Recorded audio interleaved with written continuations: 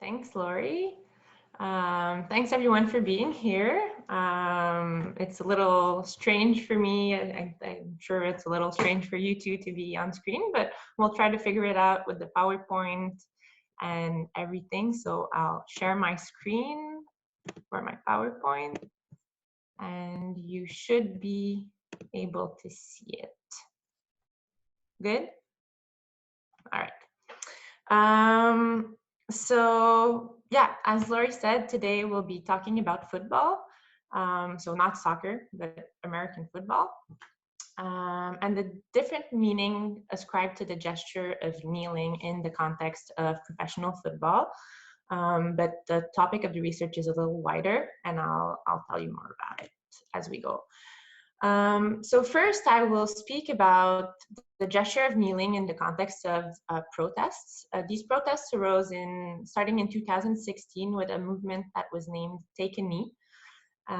So I'll tell you about the project, a little bit about what has been published on the topic, and then I'll present some very preliminary results that I have from media analysis of the representation of the protests. And then there's a second axis to the research, in which I look at the habits, routines, and rituals of professional football players and coaches. And these rituals that can be used before, during, after games. So yeah, I'll tell you about that and about the field work that I'm planning to do. So the idea for this research came up in 2018 when I was finishing my Ph.D, or almost finishing, and I was thinking of doing a postdoc, and I started to ask myself what my interests were, because just in everyday life, because I figured that if I was going to spend a few years doing something, I might as well like it and have fun. So I just thought of football because I'm a big football fan and I attend a lot of games. So I thought of that, and then just naturally I thought of the Take a Knee movement because it was still somewhat of a thing back in 2019. So I just thought of this, and then I decided I would do a media study because that's pretty much what I'd been doing in the previous years. So for my project, but as well as part of other projects as well. So I'll tell you a little bit about the Take a Knee movement. As I said, it started in August 2016 when San Francisco quarterback Colin Kaepernick decided to sit for the national anthem. So at first he sat, and this was during preseason games. When he was asked why he was sitting, he explained that he wanted to bring awareness to issues of police brutality and racism, and that he couldn't bring himself to stand up for the anthem and the flag until some changes were made in the country about the treatment of minorities. Later, he changed to kneeling instead of sitting, and other players gradually joined in, and it became the Take a Knee movement. The movement went viral, and other athletes from other sports and even in other countries started to kneel as well and join the movement. But this created a lot of controversy because many people believed that the protests were disrespectful toward the military. Pretty much because of the close association between the national anthem and the armed forces. But the athletes also received a great deal of support. So the country was, and pretty much is still divided on this issue. For example, some fans chose to publicly burn their Colin Kaepernick jerseys after the protests started. And when Kaepernick became the face of Nike, some people also burned their Nike clothes. Also, Colin Kaepernick never played football after the 2016 season when he was sidelined by the 49ers. He tried to get hired by other teams, but it never happened. And he claims that it is because of his political views. So he actually sued the owners of the 32 NFL teams for collusion, saying that he was denied work because of his political views. And he got a settlement for this case, actually, but we don't know the amount of the settlement. On the other hand, Colin Kaepernick jerseys became bestsellers when the protests started. And the movement was also applauded by many people. Just a little example, I went to an NFL game in October 2017 in Washington, D.C., and I got to see the tensions firsthand. The event was held at the Redskins Stadium, but it was a game against the 49ers, which is Colin Kaepernick's old team, but he was not playing anymore at that time. So even if it was at the Redskins Stadium, I saw a whole lot of people coming in with Colin Kaepernick jerseys. I hope that for most of them, everything went fine, but I saw at least one case where a person wearing a Colin Kaepernick jersey got punched in the face because someone thought that the protests were disrespectful. Also talking to people sitting around me, someone told me that if someone wearing a Kaepernick jersey would come and sit next to them, they would kick their ass. So it was a very, very touchy subject for a few years in the football world. If we go back to the project, at first I wanted to do too much. I had chosen a lot of media outlets that I wanted to look at, but finally I just decided to narrow the scope, and I selected 6 media outlets from 4 ideological viewpoints: liberal, conservative, intermediate, and Christian. And the time period I'm looking at is 2016 to 2019 for the media analysis. Yeah. So the first axis is the media research on the Take Any movement. The second axis was not planned at first. It just kind of emerged from my very, very informal observations that I unknowingly did during the summer and fall of last year while I was attending games. For example, this is a picture that I took while I was attending a game, and if we have time, I'll show you more pictures and videos. So I started to notice that players were kneeling in prayer, or what looks like prayer, or before games, but not during the anthem. So this is something completely different from the protests. And it made me think about other uses of kneeling in football. So yeah, for prayer, mental preparation, also when a player is injured, his teammates will kneel. So from there, I chose to add a fieldwork element to the project, which will be observations and interviews. So I can look at the different meanings of kneeling, but also more broadly, I will look at the routine habits and rituals of professional football players and coaches, and the connection that these routines or rituals might have to personal beliefs or convictions.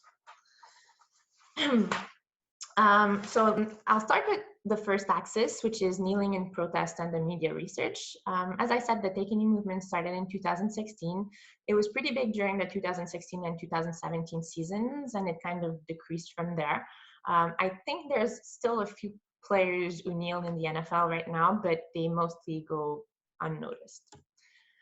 A useful concept in the analysis of the Take Any movement is civil religion. This concept has many different definitions, but I feel that this one is useful for this study. So civil religion refers to a body of beliefs that are tied to the nation's history and destiny. It's the operative religion of a political community, so rituals, symbols, values, norm, allegiances. And it invests it with meaning and a destiny, and provides a sense of an overarching sense of spiritual unity that transcends internal conflicts and differences. The US national anthem and flag are probably the most important symbols of the American nation, and are involved in what you could call sacred rituals celebrating the country and its values. The values tied to the anthem are things such as freedom and equality, but there's also a close association with the military and to some extent firefighters and police force. The concept of civil religion can help us to understand the outrage that came from a part of the population when the athletes chose to kneel for the anthem. Even if the protests in essence have nothing to do with the military or opposing American values or the American way of life, they were understood by many as being an attack on the flag and what the flag represents in the collective mind. And even when the protesters clearly stated that they were protesting racial injustice and police brutality, the association with the national anthem and the ritual was so strong that some people couldn't be convinced that it wasn't a protest against the military. Yeah, so also, it's worth mentioning, I think, that the football in the US especially is very closely associated with the military, especially since 9/11. At most, if not at every game for the NFL and college football, there is some kind of military ceremony. There's also a deep association between the military spirit of fighting and defending and the spirit of football. I'll show you a short clip. It's a clip that plays before the Army college team home games. And I think you'll see kind of the mixture of the military and sports. I just have to do a little switch and it should be good. Can you see YouTube? Yeah, good. So here it is.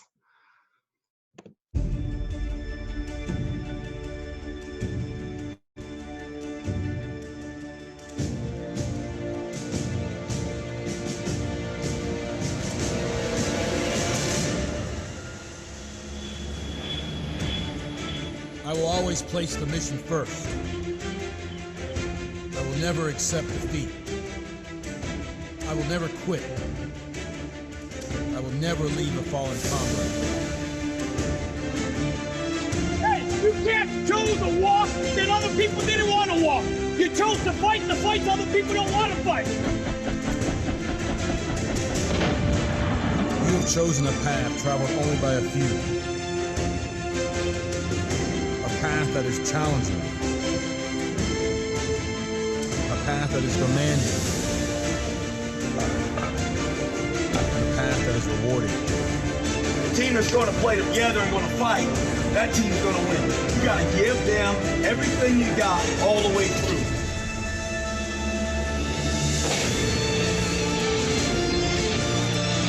Each of you chose to come here, committed to becoming that 21st century warrior, committed to serving your country, committed to defending freedom and our values, committed to living above the common level of life.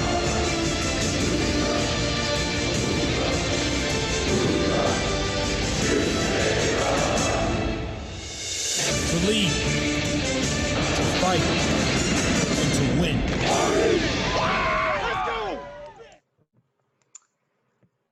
Yeah, so the PowerPoint, if I can manage. No, it starts at the beginning. So yeah, I think that you can see really the kind of mixture of football and military. Of course, this is the army team, so it's at the extreme, but it gives you an idea of the kind of association between football and military. There's a growing body of literature on the Take Any movement. Articles come from different fields, but most of the literature that I found is look at the media representation of the protests. And out of these, most researchers look at newspapers. The majority of authors use either or the concept of frames or the protest paradigm in their studies. And I found two articles that are explicitly about kneeling in the context of the protest, the gesture of kneeling, which is something that I'm more interested in. There's an article by Jerka in 2018, which is in the field of semiotics. And then there's an article by Sabella, which looks at kneeling in civil religion. So for the media research, I will be looking at outlets from different ideological tendencies. So I have a liberal outlet, which is The Guardian, a conservative outlet, which is Town Hall, an intermediate outlet, which is the Wall Street Journal. And I also chose three Christian outlets: Relevant, the Christian Broadcasting Network, and the Christian Post. My approach is inspired by grounded theory, and I will be coding using an Excel grid. which includes basic information for every article, but also more specific information, such as the object of the protest, the meaning ascribed to kneeling, references to the military, civil religion, patriotism, and Christianity, among other themes. So far, so the research is in its very early stages. So far, I've only coded the timeline from August 2016 to August 2017 for the liberal, conservative, and intermediate outlets. So for today, sadly, I won't be able to talk about the Christian side of it. So there are three main time periods in the media coverage of the Take a Knee movement. These are the periods where the media coverage was at its highest. The first one starts in August 2016 with the beginning of the movement. During this period, Colin Kaepernick was kneeling by himself, or he was joined by one or two of his teammates. The coverage during this period is pretty, I would say, basic maybe. It just revolves around the description of the protests, the meaning of the protests, and the just overall emerging movement. This is one of the first quotes from Colin Kaepernick when he started to kneel and his protests were noticed. He says, "I'm not going to stand up to show pride in a flag for a country that oppresses Black people and people of color. To me, this is bigger than football, and it would be selfish on my part to look the other way. There are bodies in the streets, and people are getting paid leave and getting away with murder." So that's what he said when he was asked why he was kneeling for the first time. The second time period just follows the first. It's the 2016 NFL season. During the 2016, more players joined in the protests. Sometimes they were publicly supported by their coaches or their teammates, but most often they would try to be fairly discreet, and they would expect backlash from people who felt that the protests were offensive. This is a quote from Richard Sherman, who back then was a cornerback for the Seattle Seahawks. He said, "The reason these guys are kneeling, the reason we're locking arms is to bring people together and make people aware that this is not right. It's not right for people to get killed in the streets. When a guy takes a knee, you can ignore it. You can say he's not being patriotic. He's not honoring the flag. I'm not doing none of those things." During this period, the protesters got a lot of negative attention, and the NFL actually wondered if they would continue to allow the players to kneel, or even if they would allow the players on the field during the national anthem. Then came Donald Trump. At a political rally in September 2017, Donald Trump was very vocal about his feelings concerning the protests. And he suggested that players who were kneeling should either be fired or leave the country. And he used a very inflammatory language. For example, he said, "Wouldn't you love to see one of these NFL owners, when somebody disrespects our flag, say, 'Get that son of a bitch off the field right now. Out, he's fired, he's fired.'" Players, owners, and coaches took great offense in these comments. Even those who didn't even kneel or didn't even support the players who were protesting.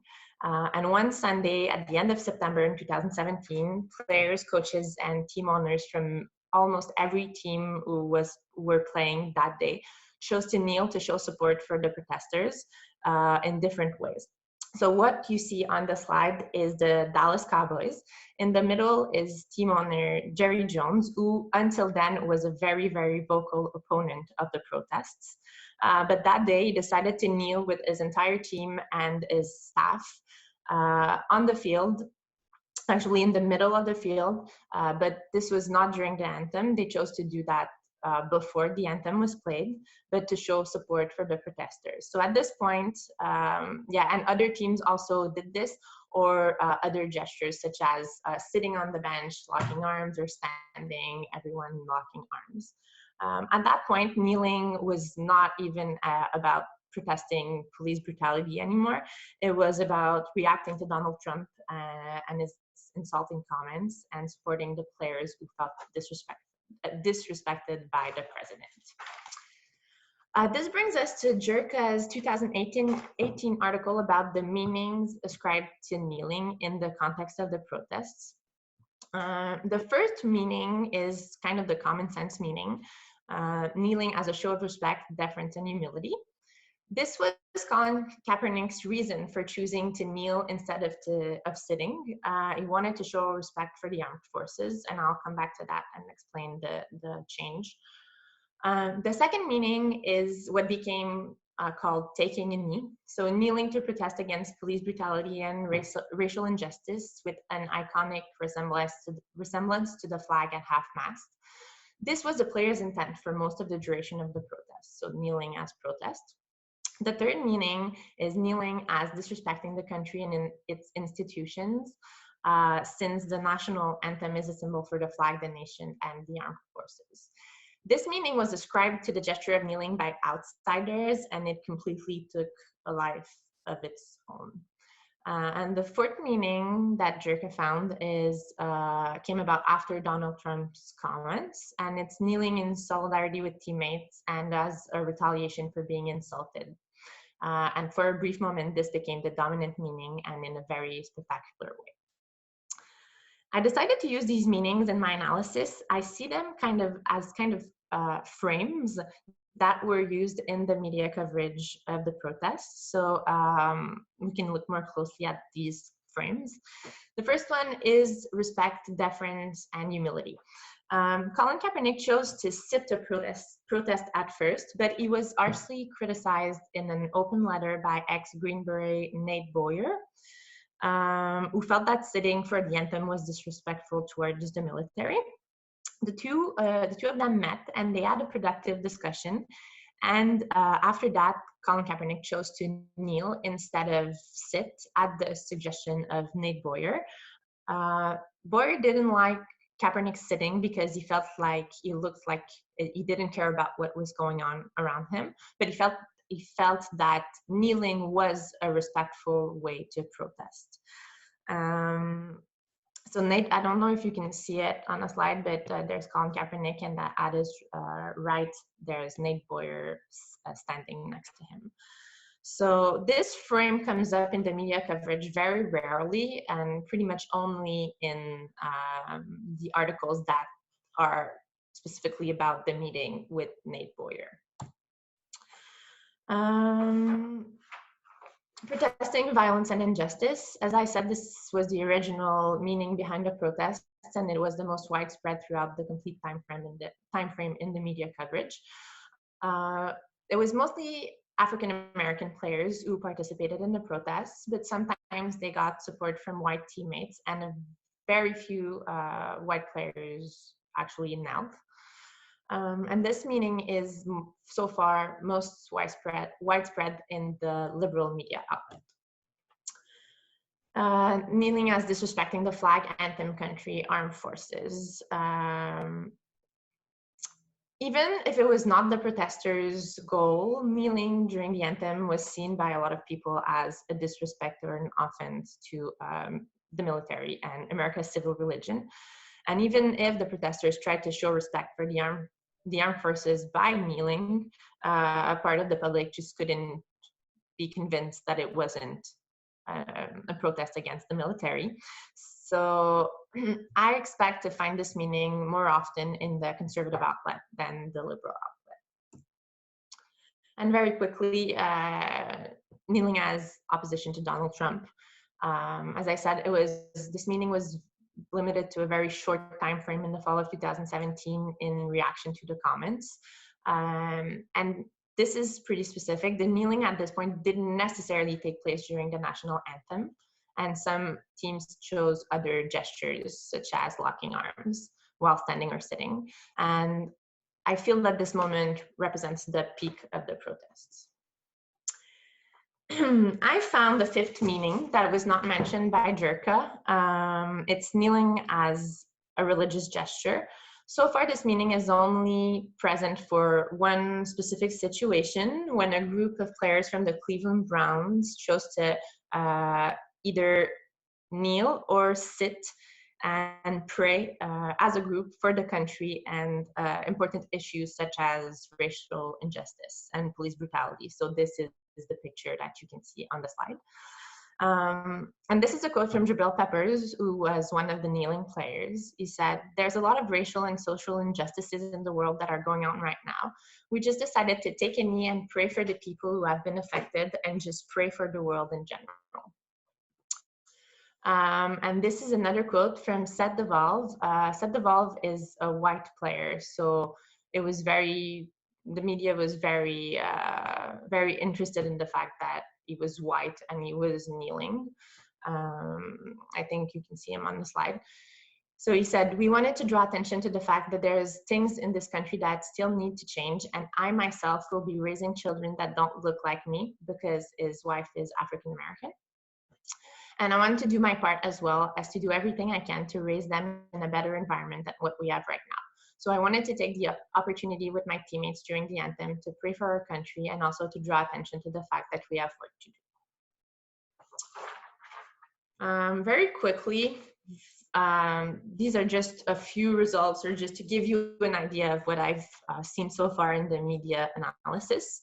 For the conservative outlet, which is Town Hall, I found that there's a very big effort from the journalists to refute the claims of the protesters. So they are very clear in stating that racial injustice and racism does not exist in America. In this outlet, the news articles sometimes include the opinions of the writers, which doesn't happen in the intermediate and liberal outlets. So they'll have a basic news article, but at some point they will say, the protesters are wrong, or they'll say they are protesting something that is a lie, or something of the sort. And there's frequent use of inflammatory titles and language, and the editorials or opinion pieces show the protest in a very negative light. This is an example of a headline and the picture that goes with the article. So it says, "Colin Kaepernick tackled by Cuban American after praising Fidel Castro, loses game." And the picture is not very flattering. So you can just have a feel of the type of articles or the tone of the articles in this outlet. The liberal and intermediate outlets, The Guardian and the Wall Street Journal. Most articles for these outlets so far have a neutral tone, so they are basic news articles. But when it comes to editorials and opinion pieces, they show support for the protest mostly. No, I think all of them do actually. And again, this is an example of a headline and a picture that goes with the headline. This is from The Guardian. It says, "Colin Kaepernick's national anthem protest is fundamentally American." So you can see that the tone is very different from the conservative outlet, and the show of support for the protesters is much higher in these two outlets. I had a few more results, but maybe I'll come back if I have time. But then I'll just go with the second part of the presentation. So on the other side of the project is where I look at the routines, habits, and rituals of professional football players and coaches. The main academic field that looks at these routines and rituals is sports psychology. I found a few results so far. Some say that rituals can enhance performance and reduce stress and anxiety, and also that rituals tend to increase in intensity or frequency when the stakes of the game or the competition becomes higher. There's a distinction in some articles between ritual and routine. The difference is mainly that for rituals, they're a fixed sequence of behaviors with a symbolic meaning and a lack of overt instrumental purpose. So they're non-functional routines or rituals. And on the other hand, routines do have an instrumental function, and they are goal-driven. So I plan on starting my fieldwork as soon as I can, and as soon as I have the approval from the ethics committee. I don't know when that will be. So I will do interviews and observations with a professional football team from the Canadian Football League. and I will interview coaches and players.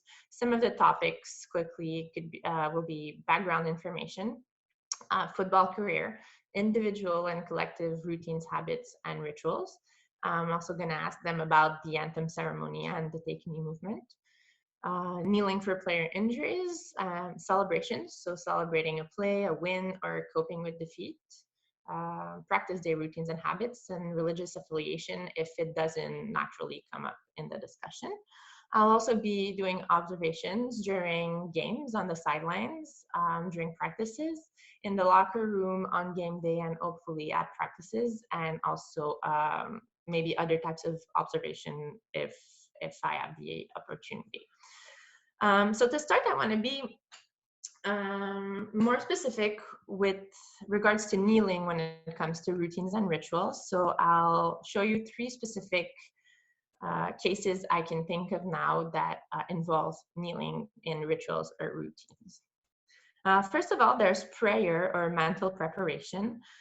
This happens before games, but as I said, not during the anthem. So this is something completely different. And I'm really curious to ask the players about what's going on there, and to see if the players who do this are religious or not religious. I know some of them are, but they might not all be religious.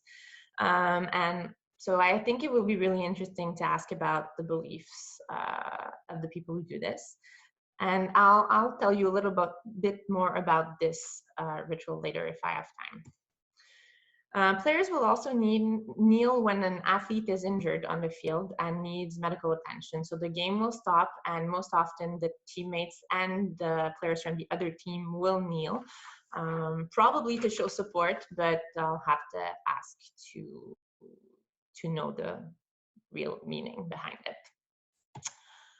This doesn't look like a celebration, but it is. This is quarterback Tim Tebow, who was very famous during his college career at the University of Florida and also played shortly in the NFL. He became a household name, yes, because he was a very good player, but mostly because of his kneeling. He used to kneel on the field before games, during games, or after games to celebrate wins, and he was kneeling in prayer. He wasn't shy about the fact that this was a religious gesture. He's a very vocal evangelical Christian. So pictures from Tim Tebow kneeling went viral. The gesture became known as Tebowing. He became the subject of memes. People were dressing up as him. There were picture contests, the whole thing. This was back in 2011, so it's 5 years before the protests. So Tim Tebow's gesture was celebrated, but when Hussein Abdullah, who is a Muslim player for the Kansas City Chiefs, kneeled in celebration after a touchdown, he was penalized. He got a penalty for excessive celebration. So context, up until a few years ago, the NFL would penalize players who celebrated touchdowns or any play with grand gestures, so they couldn't throw themselves on the grass or jump, or they needed to be quite contained in their celebrations. But when Christian players knelt in celebration, they didn't receive a penalty. In this case of a Muslim athlete, it is possible that the officials didn't recognize his gesture as a religious gesture, but this situation caused quite a controversy, and I'll show you a little clip that really sums this up. I need to share. Sorry about this. No, this. Share. Can you see? Yeah.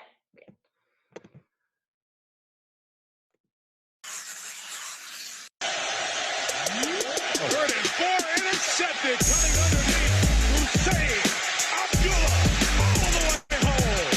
Kansas City touchdown. Wow.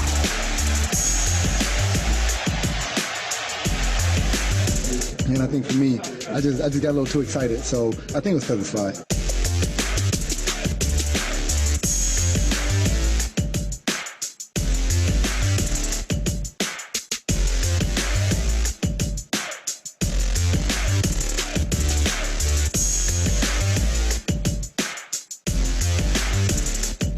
there's only one time that you're going to be allowed to go on your knee after you score like this, and that's when you want to praise the Lord. If you do that, then I'm going to allow that because I do not want to be struck by lightning.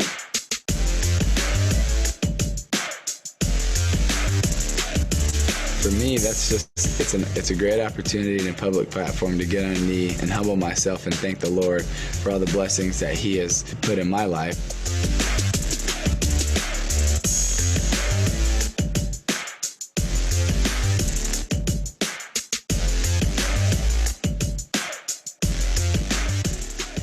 Want more? Download the AJ Plus mobile app and join the... Yeah, so I feel that this is something that will be very interesting to look at, the different uses of kneeling in celebration. So I'm very excited to ask about this. All right. Because the same gesture can be interpreted in so many different ways, and that's fascinating to me. So now we can look at the different, I have only 5 minutes left, but different type of routines and habits that I might encounter during field work. I just have an intuition that I will be able to observe routines, but I'll have to ask about rituals. So, because the rituals really happen when there's symbolic meaning. So that's the feeling that I have. Yeah, so I don't know what I will cut, but very... Mathilde, you can take 10 minutes if you want. 10 minutes? Okay, yeah. I'm sure we can do 10 minutes.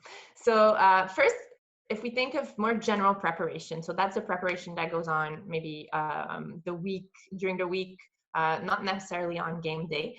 I found this interview with Devere Posey, who was a player for the Alouettes last season, and it's an interview specifically about his preparation. He mentions all kinds of things. He mentions sleep, he mentions meditation, food, and he also talks about the importance of sticking to a specific routine. So he always does the same things in the same order. So he just feels that this helps him play more free. So for example, he says every morning he stretches, he has the same smoothie, he bikes to work to get a little extra cardio, and he studies film, and he should be ready. So these are all routines that can take place during the week for players leading to game day. If we talk about, I'm just going to give you an overview of what a game day could look like and the different rituals or routines that can take place on a game day. So this is the on-field warm-ups. So these warm-ups take place when the stadium is open to the public, and the players will warm up. There's a general warm-up, but there's also specific warm-ups where the different units will go their own way and do their own specific drills. So the QBs will do one thing, the DBs will do one thing, the special teams will do one thing. So this first video shows the defensive drills for the practice drills for the defensive linemen. So these are videos that I took while attending games last summer. So this is very short and it should work.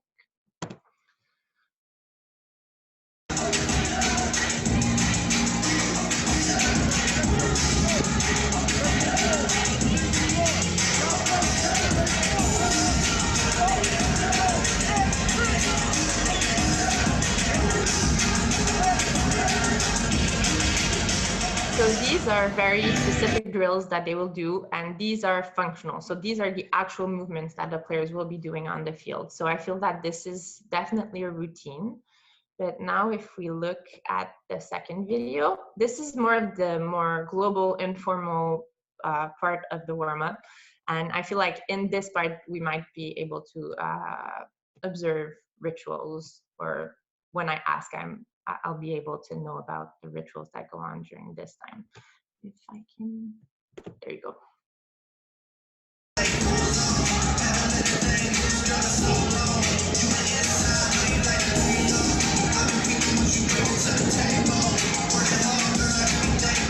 So during this time, maybe I'll be able to ask the players about what they're doing. Maybe some of them will always do the same steps or always run the length of the field a few times or do specific things that can be qualified as rituals.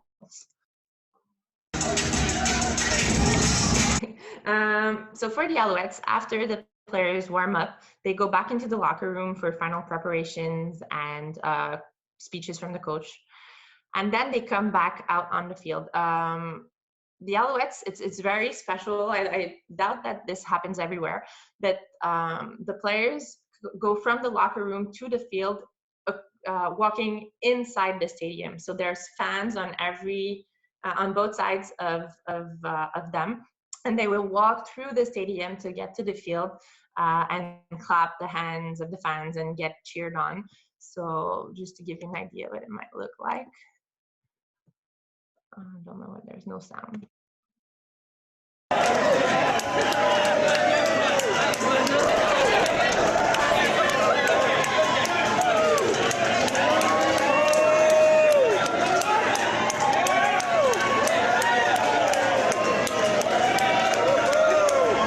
So the players will do that. I feel like this might be a moment, like kind of a routine where that helps the players get in the right mood and the right energy to get on the field and be able to perform. Then there's the official pregame ceremonies. These are pretty long.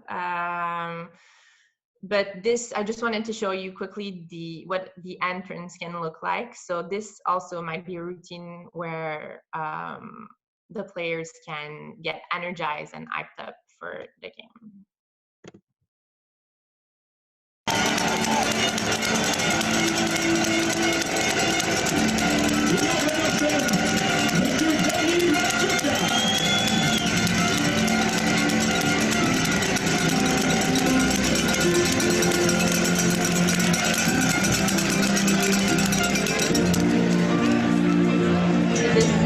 College football, and then this is professional football, so a little more grand for professional football.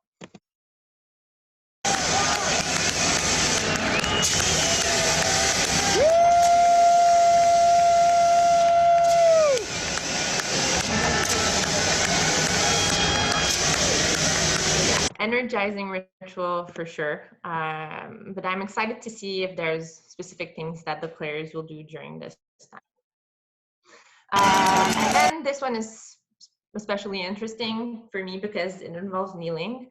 You can see one player on the left kneeling and then a bunch of players on the right. This certainly looks like prayer, but it might be mental preparation. I know that I don't know if players kneel for every game. On the left is college football. I rarely see the game from that point of view, so I don't know if for this team the players always kneel, but I know that for the Alouettes on the right, there's always at least 5 players who kneel before games. Some of them are on one knee, some of them are on 2 knees, some of them use their hands, some of them bow their heads to the ground. And I also noticed that some players seem to be talking out loud, either to themselves or maybe to a higher power. Then there's the national anthem. We've talked about that a little bit, so I'll skip this. And then last thing I noticed is dancing. So there's a whole lot of dancing during the game, before the game, after the game, when the game goes well. Players will be dancing. So this was for this particular game right before the start of the second half, and the players had come out of the locker room and they were getting ready to start the game again. So last little clip of dancing.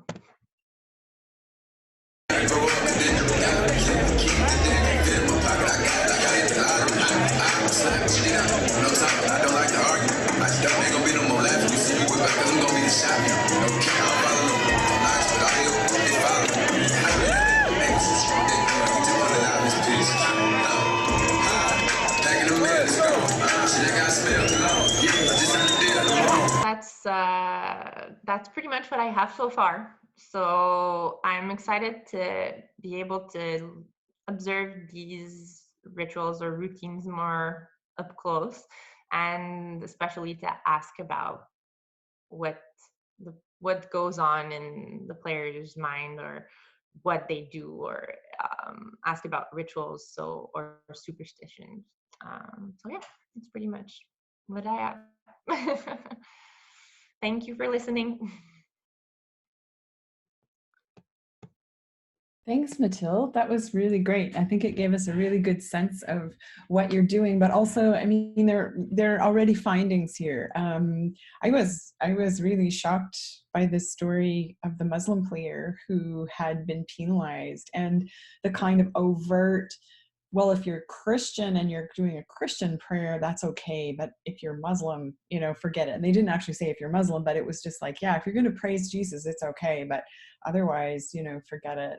I thought, so I've been doing some research on thinking about the shift in the use of symbols from religion to culture, and the ways in which, particularly in the United States, but not exclusively, they are exempted if they're Christian prayers and Christian symbols. So they're defended and exempted as a kind of historical or cultural reality in ways that are not extended to other either religious or non-religious beliefs or worldviews. So I'm fascinated by the fact that we find this in football as well. I don't know why it fascinates me. It should be expected, but yeah, thank you.